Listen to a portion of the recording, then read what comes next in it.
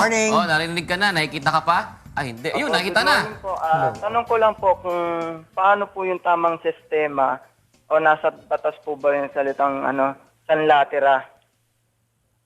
Sanglatira. Patay mo muna yung makina. Sanglatira. Patay mo muna yung makina. Sa sangla yung bahay, doon na rin titira. Ayun. Well, depende yan talaga kung ano yung magiging kontrata ng dalawang panig, no? Gayon, pwede yan dahil kung yung gustong umutang talaga, may pangangailangan, isasala yung bahay. Kung ibibigay rin yung karapatan na manirahan muna doon, pwede rin hanggat hindi nababayaran yung buo. So depende yan kung ano ang pinagkakasunduan ninyo sa kontrata. So hindi po yan illegal, no? It is not against public policy, morals, or against the law. Pwede po yun. Okay po.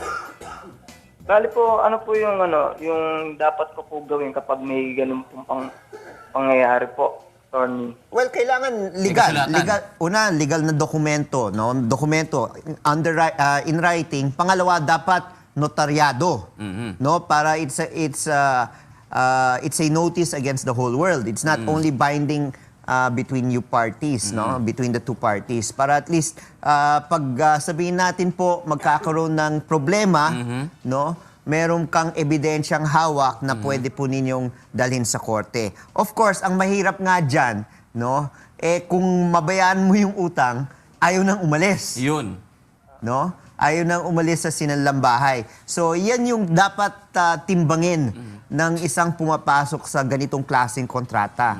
Dahil baka parang binibigay mo na yung susi Tama. No? Tapos Tsaka syempre, nagagamit yung bahay. Syempre, pag may nasira doon, anong magiging nun? Yes, no? Siya na bahala. Unless stipulate rin sa kontrata na kung ano man masira dito, itong mga kagamitan na Ibabawas ba yun? naiwan sa bahay, working condition, walang scratches, gumagana, etc., etc. Dapat itemize yan. Ngayon, kung may mangyari dyan, dapat ilagay. Kung may masira dito, kahit sa ano yung gamit dito, ang gagastos sa paggagawa o Pati pa yung mga repair. yung gumagamit sa bahay o yung mga kagamitan. Gets mo na, Erickson? Salamat po. Okay, maraming salamat. Salamat.